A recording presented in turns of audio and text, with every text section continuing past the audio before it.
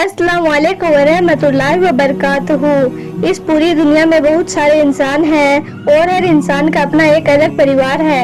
اس پریوار میں بہت سارے بچے ہیں، ماں باپ ہیں، بھائی بہن ہیں۔ اس طرح سے یہ پریوار صدیوں سے چلتے ہوئے آ رہے ہیں، یعنی کہ پیڑھی در پیڑھی چلتے آ رہے ہیں۔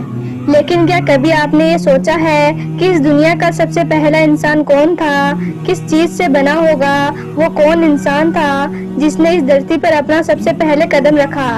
وہ کون تھا جس نے اس دھرتی پر سب سے پہلے جنم لیا؟ اس طرح سے کئی سوال ہیں جو یقیناً آپ کے دماغ میں گھوم رہے ہوں گے۔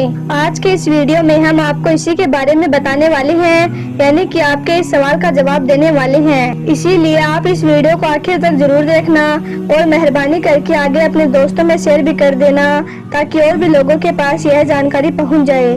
تو چلیے شروع کرتے ہیں۔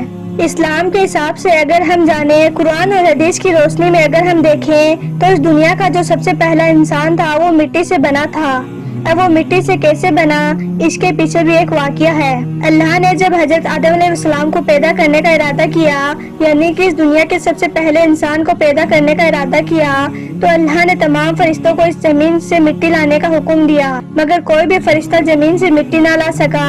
یہ دیکھ کر حضرت اسرائیل علیہ السلام فرمانے لگے، اے اللہ، اس کام کو میں کروں گا۔ بس پھر کیا تھا، اللہ نے حکم دیا، اے اسرائیل، جاؤ زمین کو اور ایک مٹھی مٹی لے آؤ۔ بس پھر اللہ کے حکم سے حضرت اسرائیل علیہ السلام آسمان سے اتر کر اس زمین کو آئے اور پھر 3 قسم کی مٹی کو جمع کیا، جس میں سرخ، سفید اور سیاد موجود تھی۔ کہا جاتا ہے کہ اس ایک مٹھی میں پوری زمین کی مٹی ان کے ہاتھوں میں آ گئی، جن میں ہر قسم کی مٹی شامل تھی، یعنی کہ سفید، کالی، نرم، سخت، ہر طرح کی مٹی ان کی مٹھی میں آ گئی۔ پھر اس مٹی کو مکہ اور طائف کے درمیان رکھا گیا۔ پھر اس مٹی پر لگاتار اللہ کی رحمت برستی رہی، یعنی کہ اللہ کا نور برستا رہا۔ اس کے بعد اللہ نے اس مٹی کو اپنے عرش پر بلایا۔ پھر اس مٹی کو پانی کے ساتھ گوندا گیا اور دنیا کے پہلے انسان کا پتلا تیار کیا گیا، یعنی کہ حضرت آدم علیہ السلام کا پتلا بنایا گیا۔ پھر اس پتلے کو جنت میں رکھ دیا گیا۔ پھر 40 سالوں تک مٹی کا وہ پتلا جنت میں رکھا گیا۔ اللہ کا ہر فرشتہ اس مٹی کے پتلے کو دیکھتا اور سوچتا کہ یہ مٹی کا پتلا کیسے چلے گا، کس طرح سے بات کرے گا، یہ کیسے زندہ ہوگا۔ اس طرح سے 40 سالوں تک لگاتار اللہ نے اس نشانی کو قائم رکھا۔ پھر اللہ نے ایک دن اپنے تمام فرشتوں کو جمع کیا اور حکم دیا، آج میں اس پتلے میں روح ڈالوں گا، یعنی کہ جان ڈالوں گا۔ جب یہ پتلا زندہ ہو جائے تو تم تمام فرشتے اس آدم کو سجدہ کرنا۔ اس کے بعد اللہ کے تمام فرشتے اس پتلے کو حیرت سے دیکھنے لگے کہ اتنے میں اللہ نے اس پتلے میں اپنی روح ڈال دی۔ جیسے ہی اللہ نے اس پتلے میں روح ڈالی تو حضرت آدم نے ایک زوردار چھینک لی اور دیکھتے ہی دیکھتے مٹی کا وہ پتلا زندہ ہو گیا۔ اس میں جان آ گئی، وہ چلنے پھرنے لگا، وہ بات کرنے لگا۔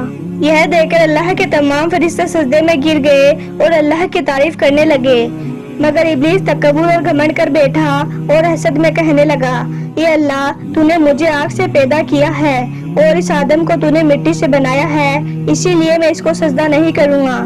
یہ سن کر اللہ تعالیٰ ابلیس سے سخت ناراض ہوئے اور فرمانے لگے، نکل جا یہاں سے۔ اس طرح سے پھر ابلیس کو اللہ نے اپنے دربار سے نکال دیا۔ تھوڑے دنوں کے بعد اللہ نے حضرت آدم علیہ السلام کی خوشی کے لیے ان کی پسلی سے ماں حوا کو پیدا کیا اور دونوں کو جنت میں رہنے کا حکم دے دیا۔ اب ماں حوا اور حضرت آدم علیہ السلام جنت میں بہت خوش رہنے لگے، مگر پھر یہ ایک غلطی کر بیٹھے اور اس غلطی کی وجہ سے اللہ نے انہیں اپنی جنت سے نکال دیا اور اس زمین پر بھیج دیا۔ تاریخ نے لکھا ہے کہ جب حضرت آدم علیہ السلام اور ماں حوا اس زمین پر آئے تو دونوں ایک دوسرے سے 200 سال تک جدا رہے اور اللہ تعالیٰ سے معافی مانگتے رہے۔ پھر آخر میں اللہ نے ان دونوں کی توبہ قبول کی اور پھر حضرت اسرائیل علیہ السلام ایک پہاڑی پر گئے اور ان دونوں کو وہاں لے جا کر چھوڑ دیا۔ اس کے بعد وہ دونوں ساتھ رہنے لگے۔ پھر حضرت آدم اور ماں حوا کے 2 بیٹے پیدا ہوئے جن کا نام حابیل اور قابیل تھا، اور یوں پھر اللہ نے حضرت آدم علیہ السلام کی نسل کو اس زمین پر پھیلا دیا۔ اگر آپ کو ہمارا یہ ویڈیو پسند آیا ہو تو اسے ایک لائک ضرور کر دینا اور اس پیارے سے ویڈیو کو اپنے دوستوں میں بھی شیئر کر دینا۔